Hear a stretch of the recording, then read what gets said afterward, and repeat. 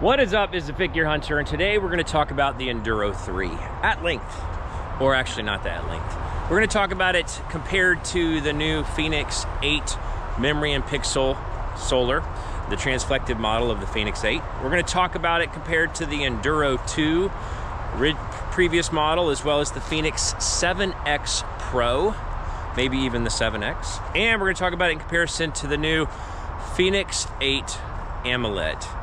And we're gonna get into all of it. I'm actually gonna break this down into two parts, because I think there are two types of people in the world that might have questions about the Enduro 3 and these other options and the experience. And that is, camp number one, you love memory and pixel. You love long battery life. You love the old classic look of the memory and pixel. You are diehard to the death for memory and pixel. So that's camp number one. And then camp number two is used to memory and pixel, used to transflective screens, used to watches of the past, but maybe now's the time to consider some of the AMOLED option. Now that technology's getting better, screens are getting bigger, and battery life's going longer. So we're gonna talk about it in those two camps. So camp number one, you love the memory and pixel. You're diehard for it. So how does the Enduro 3 stack up against the Fenix 8 memory and pixel, which is what they call the solar model, versus the Enduro 2 versus the Fenix 7X Pro and 7X Original? So we're just gonna talk about it versus the Fenix 8 memory and pixel. Obviously it's the 51mm. If you wanna look at the 47mm, that's fine. We're not gonna get into every nuanced differences, but primarily looking at it against the Fenix 8 head-to-head comparison. What are the pros and what are the cons? Pro number one, obviously it's cheaper. If you want the memory and pixel Fenix 8, you have to pay $1,100. They only come in the premium build quality of the titanium and sapphire. And here's the Enduro at $900 that has the power sapphire and other specs we're gonna talk about on the pro column. So you're saving $200. So what is the difference? What are the other pros? Number two, you get a better battery life with the Enduro 3.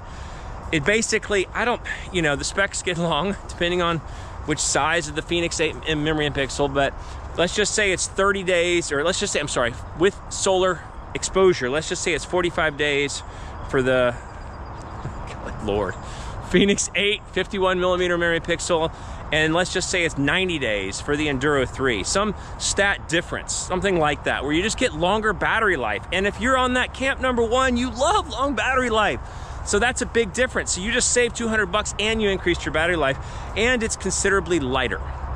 So it's a felt bit lighter because it's an all plastic casing. And if you're an Enduro fan and you're a memory and pixel fan and you want the long battery life, you probably wouldn't mind it to be a little bit lighter, because hey, you got lighter, cheaper, and longer battery life. So what are the cons when compared to the Fenix 8 51mm memory and pixel? Number one, you don't get, it's not as feeling as premium. So you got that plastic feeling when Fenix 8 is just like an all metal casing, and obviously you have to pay, you have to get the titanium version because it only comes in one variant of that type.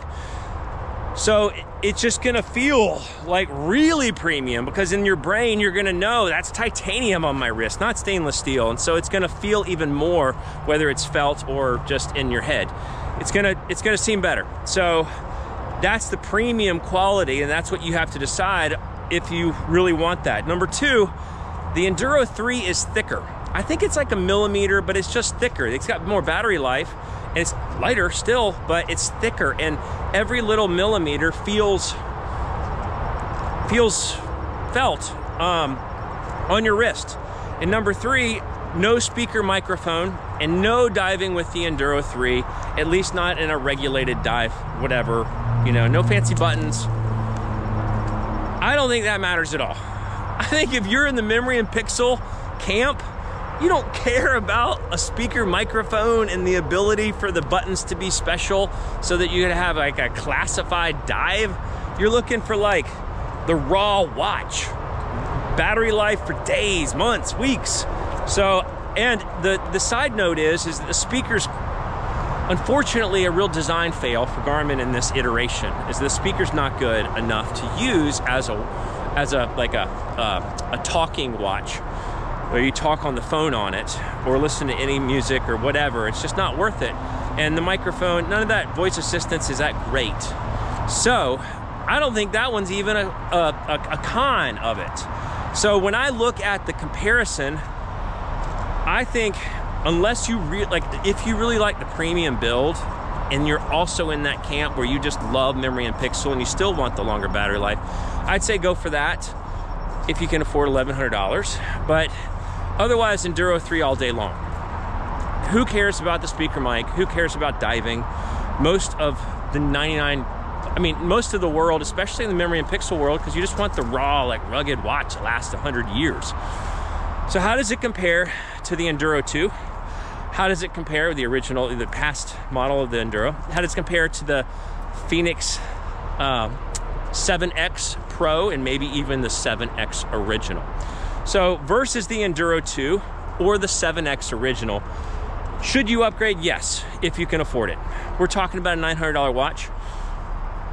It's a lot, but I do think you should upgrade if you can, because the heart rate sensor is a big differentiator. You do get a lighter watch, and it does last a lot longer, and the screen quality is much better. Like the Enduro 3 especially, it's just a dim screen, and it does have that power glass that does make it even more dim. The Fenix 7X Original Non-Pro has a better screen, clearer screen, but it still also has the power glass that makes it a little bit dimmer. But the Enduro 2 literally had a dimmer screen.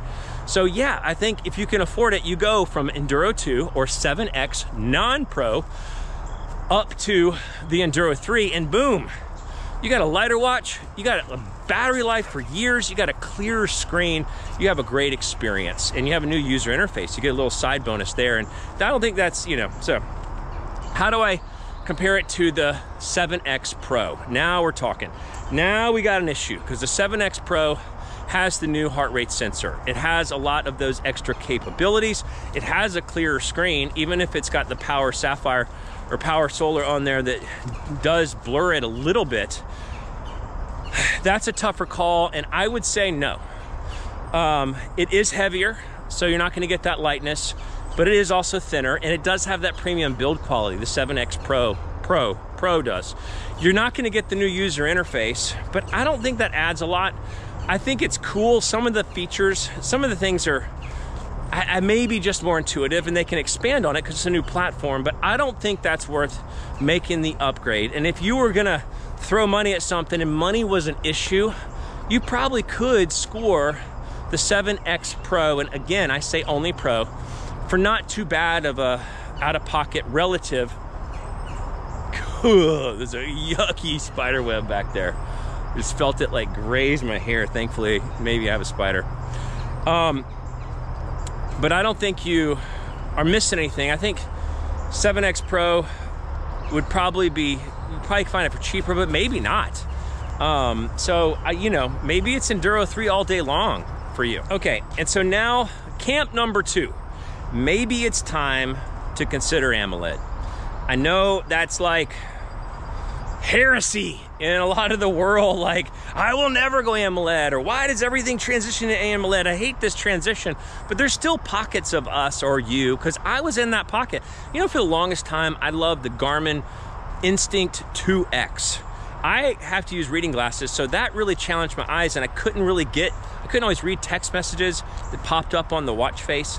But I loved it. I loved the rugged feel and the classic nature, and it had every, physiological component as some of the nicer watches did. It just didn't have the upgraded sensor, and it couldn't quite read some of the messages. So I'm with you. But AMOLED has changed, and my feelings have changed about AMOLED in recent months.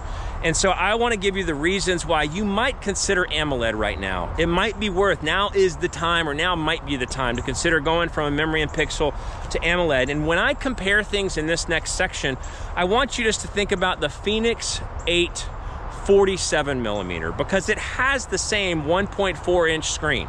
So we're going to talk about pros and cons relative to the Fenix 8 47mm AMOLED, obviously, because it has 1.4.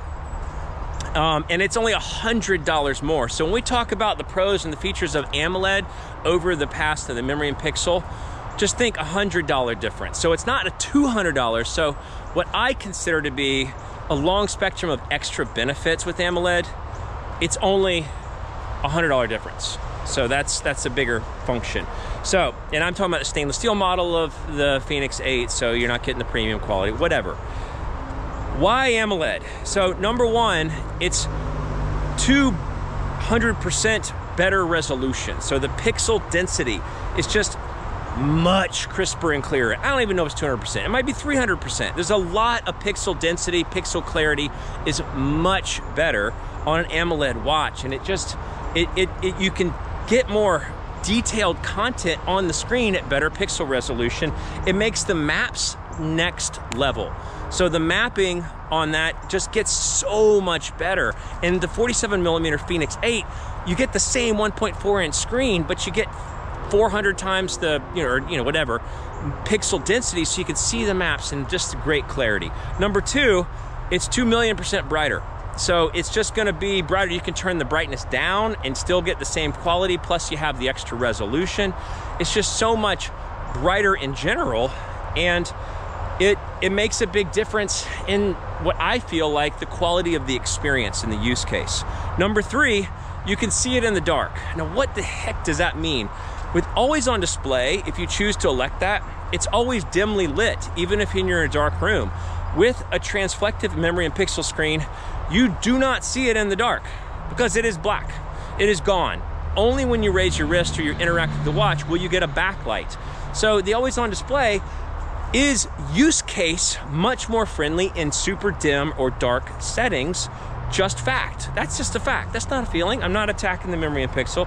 Number four, the battery life at a week is still great.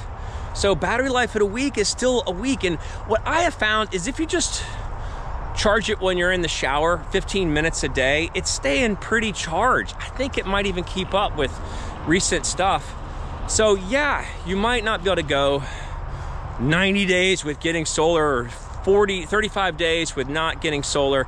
You might just go a week, or you might go 16 days if you do the gesture-based, the wrist turn only.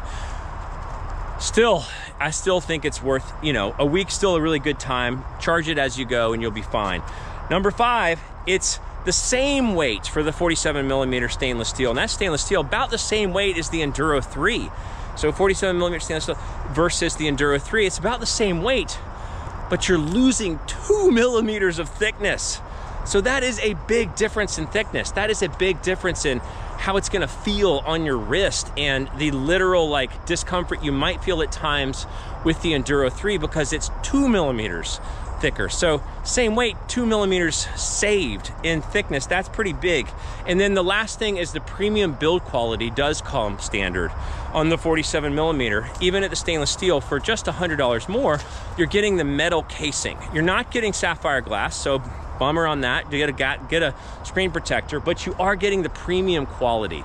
So it is gonna feel like a different experience, but for $100 more, I think you should really consider the 47mm Fenix 8 AMOLED screen, because I think you're getting, to me, $300 of value for $100 a step up in a whole different experience with your watch. But those are my thoughts, top to bottom, for both camps, diehards or people wondering about AMOLED for the Enduro 3 versus all. The Fit Gear Hunter, thanks so much for watching.